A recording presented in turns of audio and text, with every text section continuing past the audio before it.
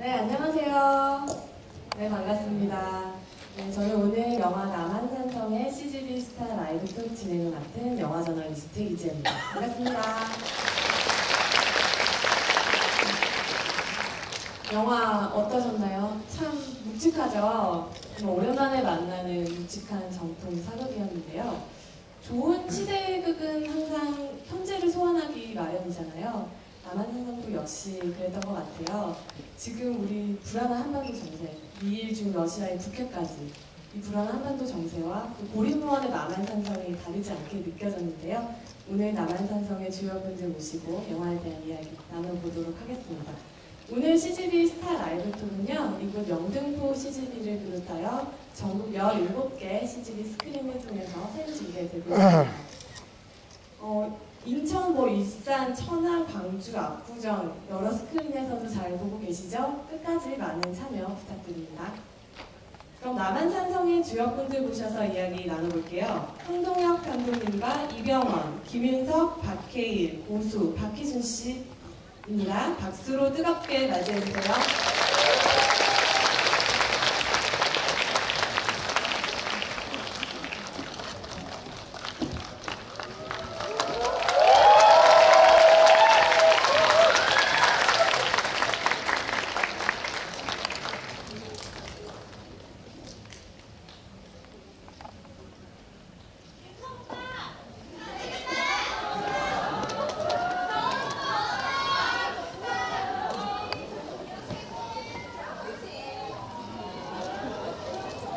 네, 아주 열기가 뜨거운데요. 먼저 감독님부터 여기 계신 관객분들과 전국 CGV에서 함께 보고 계신 분들, 이번 영화의 첫 번째 관객분들이신데 그분들께 인사 말씀 부탁드립니다. 예, 안녕하세요. 저는 여기 계신 이 쟁쟁한 배우분들을 모시고 남한산성을 만든 황동혁입니다. 반갑습니다. 네, 안녕하세요. 많은 극장에서 저희를 지켜봐 주시는 관객 여러분 반갑습니다. 저는 인조역의 배우 박해일입니다. 반갑습니다. 최명기를 연기했던 이병헌입니다. 반갑습니다.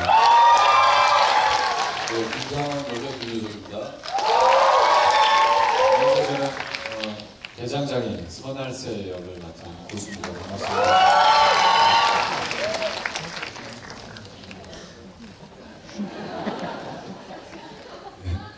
수호사 이시원을 맡습니다. 네, 그럼 저희가 준비된 시간이 짧은 관계로 바로 영화 스틸 보면서 영화에 대한 이야기 나눠볼게요. 첫 번째 스틸 부탁드립니다.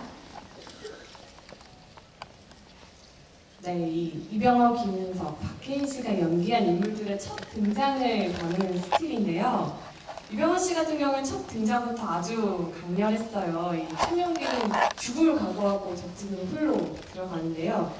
참 조정 대신들의 반대도 무릅쓰고 나중에 역사의 역적으로 기록될 수도 있는 상황이었는데도 화친을 계속 주장했던 이 인물의 이유는 무엇이었을까요? 이유요? 네. 어떤 이유요?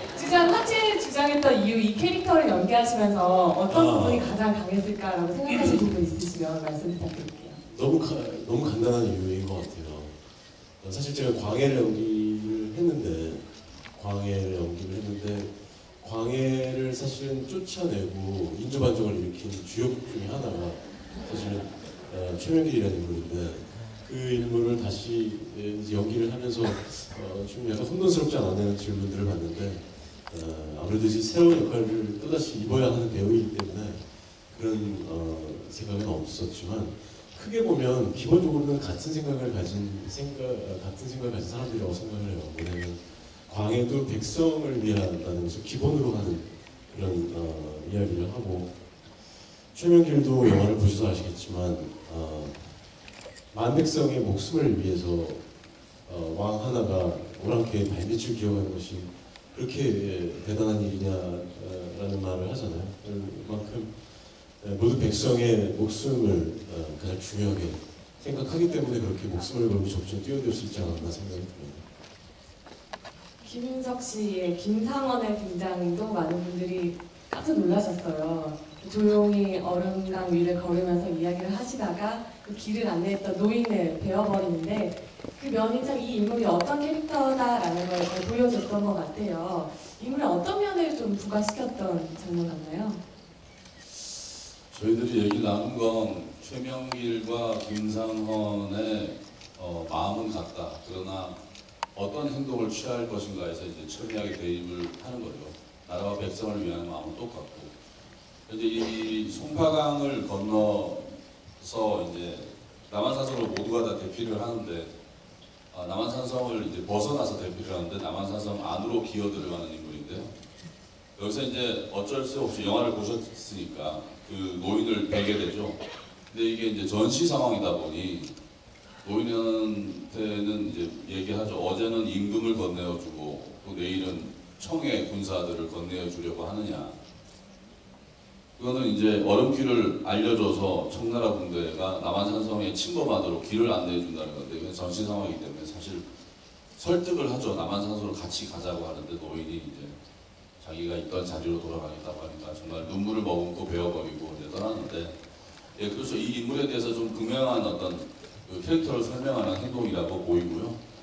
예, 김상헌은 끝까지 결사항전을 주장하죠.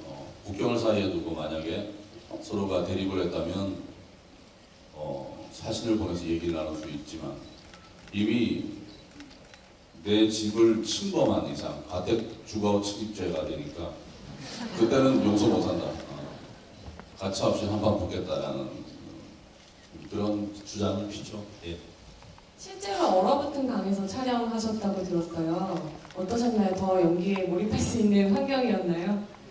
예, 저희 그때 겨울이 더욱더 추웠기를 바랬는데 이제 마지막 기회였어요. 그게 그 얼음의 두께가 몇 센치 이상이 되지 않으면 상당히 위험하기 때문에 그날이 아니면 촬영하기 힘들어서 이제 겨우 촬영을 했는데 저희가 되게 몰랐던 게 이게 얼음을 밟으면 자꾸 쩡쩡 소리가 나더라고요.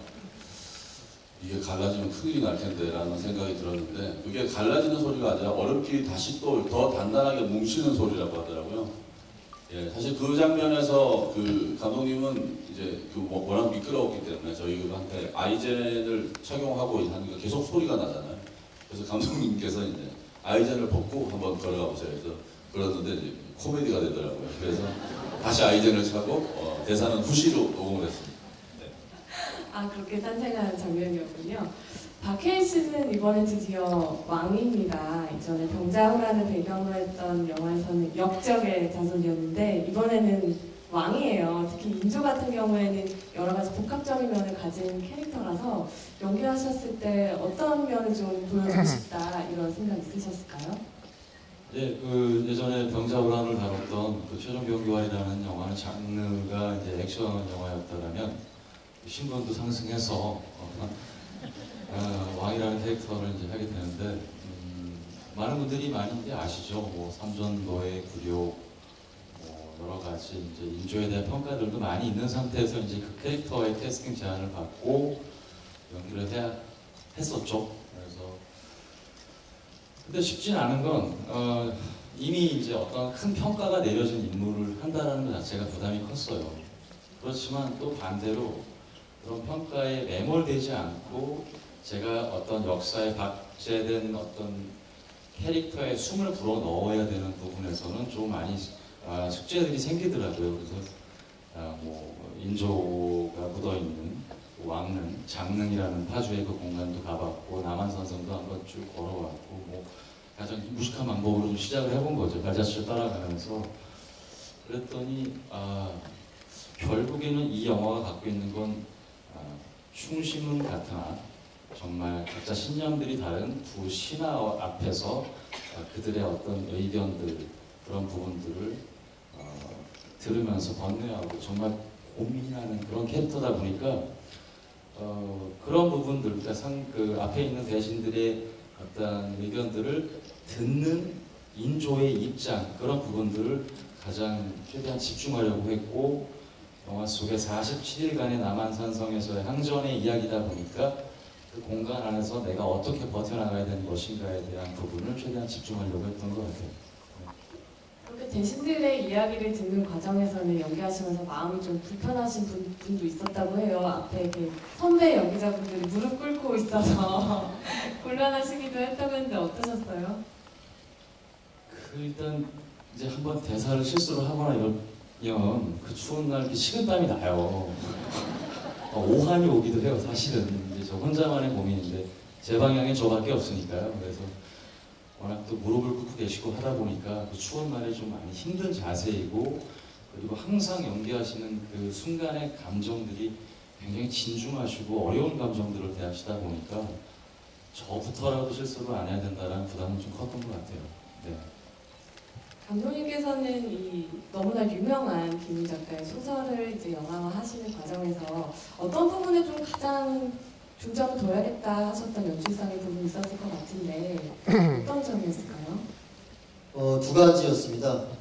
가장 중요했던 건 제가 이 소설을 영화로 만들게 된 계기이기도 한 그 인조를 앞에 놓고 벌이는 이 두 신하의 그 말의 전쟁, 그 치열하고 처절한 그 논쟁을 제대로 한번 그 스크린 위에 멋진 배우들의 연기를 통해서 다시 한번 재현해보고 싶은 욕망이 있었고요. 그래서 그 논쟁을 그 소설 원작에 있는 그 말의 맛들을 다 살리면서도 그 영화를 보는 관객들에게도 쉽게 이해가 될 수 있는 수준으로 어떻게 바꾸어내는가에 대해서 신경을 제일 많이 썼던 것 같고요. 그 다음에 두 번째로는 김훈 작가님의 남한산성 소설에서 묘사되고 있던 당시 경자호란 당시의 그 성 안에 얼어붙은 성 안의 모습과 그리고 성을 둘러싼 그 또 다른 청군들의 모습을 저는 그 소설을 읽으면서 굉장히 처연하고 슬프고 처참하지만 또 아름답다라는 느낌이 있었어요. 어떤 비애미, 비장미,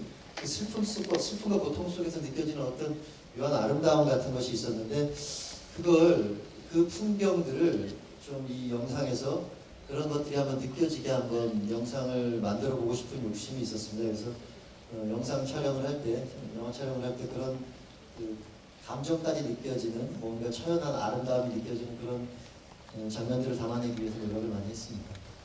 저는 소설 남한산성을 읽으면서 치 떨린다고 하죠. 치 떨리는 추위를 정말 잘 묘사했는데 이 영화를 보면서도 추위가 미리 만난 느낌이 들 정도로 정말 영화 속에서도 잘 표현이 됐던 것 같습니다.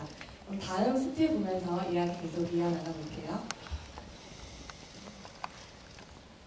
네, 영화 속에서 제일 고생을 많이 한 인물들이죠. 이제 산성 밖에서 실제 전투를 벌인 인물들인데 대장장이 손할새와 수호사 이시백의 모습이 담긴 스틸인데요. 고수씨, 이 손할새는 굉장히 중요한 인물을 맡았잖아요. 격서를 전달하는 과정에서 실제 한겨울에 뭐 나무에 오르기도 하고 빙벽도 타셨다고 했는데 가장 고생스러웠던 순간을 꼽는다면 어떤 순간이 있을까요?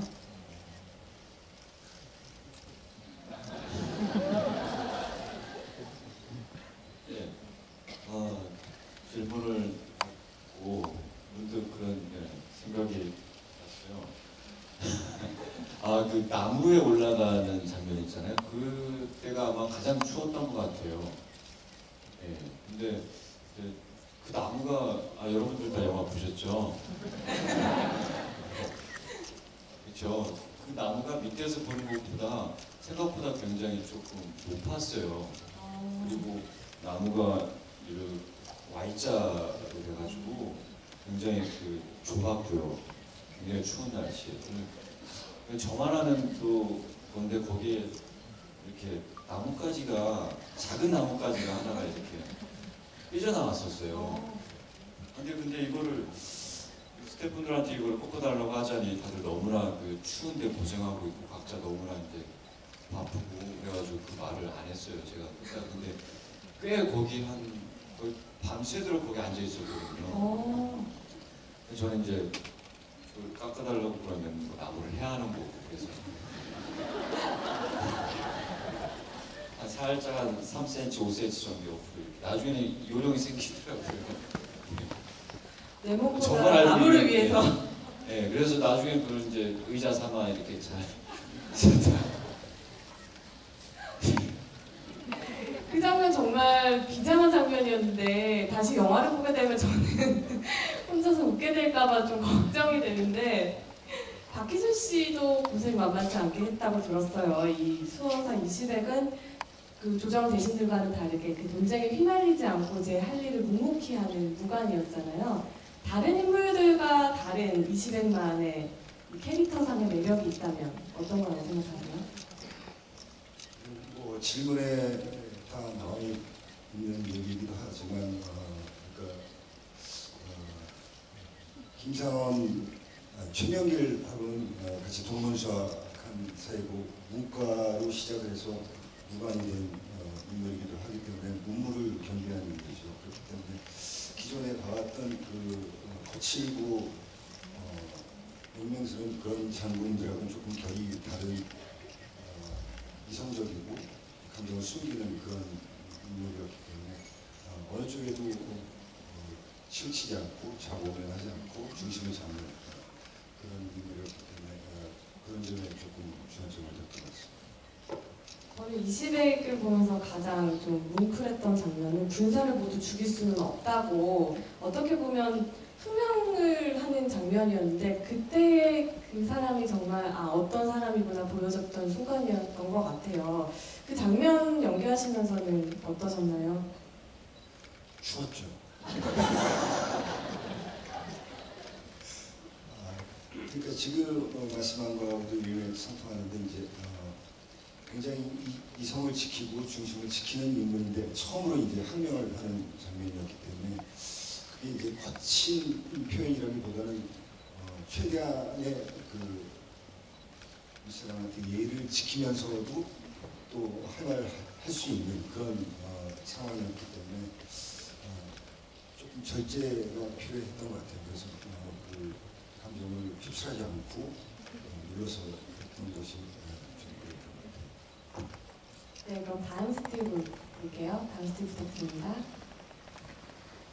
이 분위기가 좀 너무 진지한 분위기가 있어서 영화가 워낙 네, 잠깐 묵직하고 진지하다 보니까 여기 극장 안에 있는 관객분들이 계셔서 그 배우분들 팬분들이 이렇게 플랜카드 같은 걸 들고 계시고 김상원이 전쟁을 하자면 하자 이런 플랜카드가 있고 연기의 신 이병헌, 최명길장, 보수 사랑해.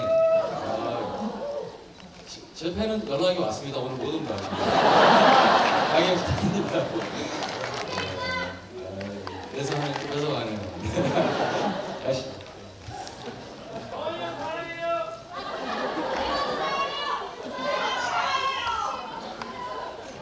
네, 팬분들의 사랑 고백 잠깐 들어봤고요. 다음 스틸 보면서 우리 진중하게 영화 이야기를 계속해보도록 하겠습니다. 사실 이 영화에서 감독님이 아까도 말씀하셨지만 이 김상원과 최명길의 그 말의 맛을 사장님이 중점을 두셨다고 했는데 이 두 사람이 서로의 신념 차이로 인해서 이렇게 말로써 대화로서 그 대결하는 모습은 연극처럼 느껴질 정도로 굉장히 밀도 있는 장면이었는데 이병헌 씨, 김윤석 씨 두 분께 여쭤볼게요.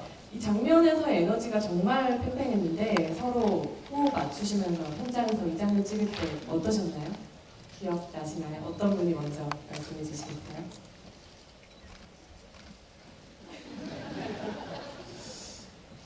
영화를 보시면서 아시겠지만 가장 두 사람이 말을 많이 하고 자기의 생각을 진짜 피를 토하듯이 토해내는 장면이에요. 그것도 사실 서로 이렇게 보고서 하는 것이 아니고 인조를 앞에다 놓고 한번 튕겨서 얘기를 하죠.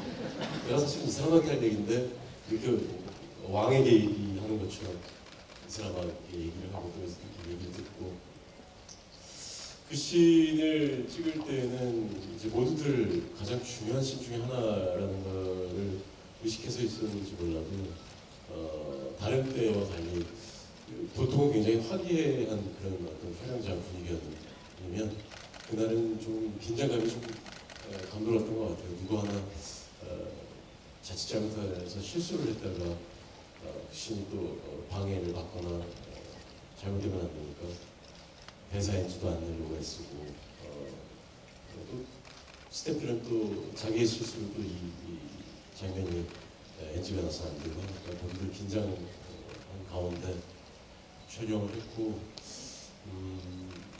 김윤석 씨의 정말 뜨겁고 불같은 그런 어떤 연기를 또 옆에서 같이 하면서 지켜볼 수 있었던 좋은 어떤 기회였고요. 근데 정작 저희 두 사람보다도 박해일 씨가 대사를 중간중간 차라리 대사 이렇게 계속 주고받는 거면 덜할 텐데 한참 이렇게 두 사람이 이야기하다가 중간중간에 이렇게 박해일 씨 대사가 있었는데 그 대사들을 사실 그런 경우에 굉장히 배우가 놓치기가 쉬워요. 그런데 또 그렇기 때문에 이제 우리 두 사람에게 혹시 해를 끼칠까 자기가 대사를 잘못 맞춰줘서 두 사람이 연기하다가 맥이 끊겨버릴까 걱정을 하는 모습을 보고 되게 많이 오히려 진짜 저렇게 대사를 맞춰주는 경우에 긴장이 되겠구나라는 생각을 했었어요. 제가 만약에 그 입장이었어도 되게 많이 긴장했겠다라는 생각을 했었어요. 박혜인 씨가 옆에서 이렇게 끄덕끄덕 하고 계시는데 김윤석 씨 얘기 먼저 들어보고 그때 상황 한 번 더 들어보겠습니다.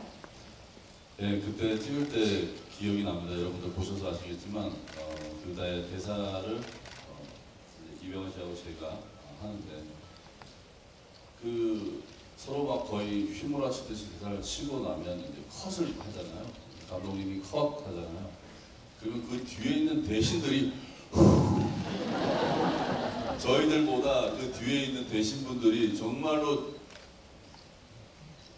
소리 하나 안 내고 집중하다가 컷 하고 나면 오케이 하면 이렇게 할 정도로 그때 그 행전의 그 공기가 굉장히 팽팽했었고 또 워낙에 중요한 장면이었고 그래서 저희는 사실 대사를 상대방의 대사를 듣다 보면 내 말이 그 말인데 이렇게 예, 굉장히 비슷한 어조로 얘기를 나누죠. 예, 그 부분에서 서로에 대한 어떤 그 경쟁 의식보다는 서로의 주장이 다를 수밖에 없는 상황이지만 서로에 대한 또 존경심이 굉장히 있는 영화를 보시면 아시겠지만 두 사람이 만나면 서로 같이 머리를 조아리고 존경하지만 선택에 있어서는 어쩔 수가 없다라는 부분에 대해서 굉장히 아이러니하지만은 또 그것이 또 이 남한산성이라는 곳이 주는 또 장소와 상황이 주는 아이러니를 아주 분명하게 잘 표현한 부분인 것 같아요. 박혜인 씨 가까이서 지켜보셨는데 다른 대신들과 함께 컷 오케이 때 안도의 숨을 내쉬셨나요? 그 후반부에 두 분이 정말 진짜 꽤 10분 가까이 되는 그 막말로 혀 배틀이라고 정말 엄청난 그 양의 분량을 정말 쏟아내시잖아요. 근데 선배님들이 먼저 연기를 해야 이제 제가 그거를 듣고 나서 감정을 받아 나서 제가 보여줄 어떤 순간순간에 받는 감정으로 보여줘야 되다 보니까 사실 짧고 순간적으로 그걸 받아서 보여주는 건 사실 더 어려운 것 같아요. 그런 지점도 있어서 그런 거에 집중하려고 노력을 하다 보니까 좀 더 그 상황이 더 쉽지 않지 않았군요. 그래서 더 재밌었던 건 그렇게 집중해서 선배들과 그 신하들이 막 하잖아요. 그러다가 감독님이 오케이 딱 그러면은 방송에서 스마트폰이 나오고 배터리가 나오고 되게 재밌어요. 저 조선시대에 스마트폰이 있었으면 굳이 칸한테 그냥 연락을 할 텐데 카톡 보내고 그랬을 텐데 아쉽네. 그 한복이 좋은 게 그 스마트폰을 잘 숨길 때가 많거든요. 예. 그 어마어마한 씬인데 이런 비하인드가 있을 줄은 정말 몰랐습니다. 네, 그럼 다음 스틸 보면서 영화 이야기 계속해볼게요. 사실 이 영화를 처음 볼 때부터 그 문제의 장면, 삼전도 그룹이 어떻게 표현될지가 저는 굉장히 궁금했거든요. 우리나라의 가장 가슴 아프면서도 추억적이라고 할 수 있는 역사의 순간을 담은 스틸인데요. 감독님, 사실 이 청 앞에 이 왕이 절을 하는 이 삼전도의 굴욕은 다른 드라마나 작품들에서는 제가 기억했을 때는 굉장히 자극적으로 묘사되었던 걸로 기억하는데 남한산성은 굉장히 그 결이 달라요. 연출하시면서도 특별히 생각하신 부분이 있으셨을 것 같은데요. 흔히 저도 뭐 옛날에 그런 얘기를 좀 들었던 것 같고 흔히 우리나라 드라마에서 인조가 삼전도에서 삼배구고 노래를 하는 장면은 보통 막 청황제가 머리를 더 세게 박으라고 소리를 질러서 머리를 그냥 기밀히 헤딩하듯이 땅에 몇 번을 박아서 결국 피를 쭉 뽑아내는 장면들로 연출이 되었던 걸로 저는 기억을 해요. 근데 이 소설을 읽었을 때 남한산성에서 묘사한 309 고드레는 그것과는 결이 많이 달랐어요. 제가 정확히 지금 기억이 안 나는데 김훈 작가님은 인조가 사실 왕이 얼굴을 땅에 대어 크게 코를 가까이 가져갈 일이 없잖아요. 뭐 자빠지지 않는 한. 인조가 절을 하는 그 순간에 머리를 그 땅에 대는 그 순간에 인조는 조선의 흙냄새를 맡았다라는 뭐 그런 비슷한 구절이 있었던 것 같아요.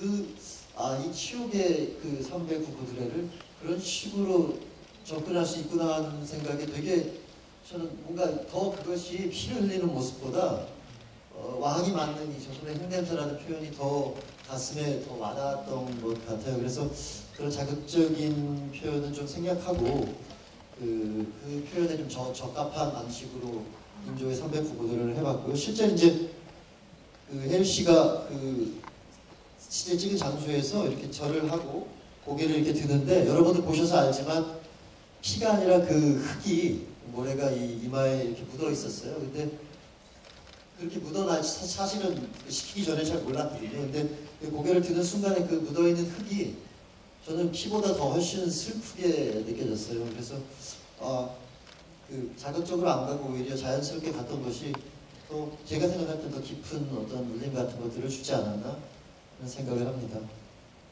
그 삼전도 구역이 있기 전에도 이병헌 씨가 달려가면서 포를 쏘는 것을 막고자 조선의 백성들은 죄가 없다고 하는데 저는 거기서 이 영화가 말하고자 하는 것들이 굉장히 많이 담겨 있다고 느꼈거든요. 영화 속에서 조선의 백성을 대표하는 게 바로 선할세 역할인데 고수 씨가 선할세 연기하시면서는 그때 당시에 조선 백성의 심정이랄까요? 그런 것들에 대해서도 좀 상상해 보셨을 것 같은데 연기하시면서 어떤 지점을 좀 더 부각시키고 싶으셨나요? 저는 그 몇 해 전에 소설책을 봤어요. 그때 읽었을 때는 그 민초 날쏘의 감정을 좀 더 많이 제가 볼 수가 있었거든요. 근데 시나리오에서는 그런 영화로 옮기면서는 이제 시간이 많이 좀 제약이 됐잖아요. 그래서 고민을 많이 했던 거는 사실이고요. 감독님이랑 이야기 많이 하고 뭐 포인트마다 감독님과 이야기를 많이 하면서 했어요. 그리고 날새는 솔직히 뭐 우리 분들이 어떻게 하시는지 이거에 대해서는 크게 관심은 없는 사람이거든요.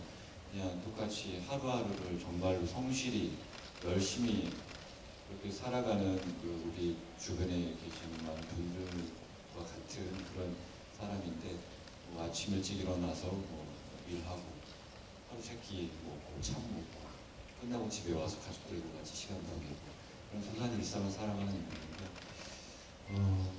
일단 그런 생활을 한다라는 걸 마음속에 인식하고 그렇지만 이제 김상원 대감이 그런 큰 그 식물을 줬던 거는 날쌔만의 어떤 그 영특함이 있고 그를 봤기 때문에 이제 그런 중책을 한 거잖아요. 네. 그래서 결론은 시나리오에 충실했습니다. 정답입니다. 네. 뭔가를 뭐 크게 뭘 이렇게 하려고 뭐 생각하지 않고 정말 시나리오가 워낙 힘이 많이 있었다고 생각했기 때문에 최대한 그 안에서 열심히 하려고 했습니다. 네, 그러면 여기 함께 해주신 관객분들의 질문을 받아보는 시간을 가져볼게요. 영화에 대한 궁금증과 이 작품에 대한 의미 있는 질문으로 부탁드리고요. 좋은 질문을 해주신 분들께는 저희가 추석에 가족들과 함께 남한산성 보시고 같이 윷놀이 하시라고 저희가 배우분들의 사인을 담은 윷놀이 세트 준비했거든요. 질문해주시는 분들께 저희가 선물로 드리겠습니다. 손을 들어주시면 저희 스텝이 마이크 전달해 드리도록 할게요.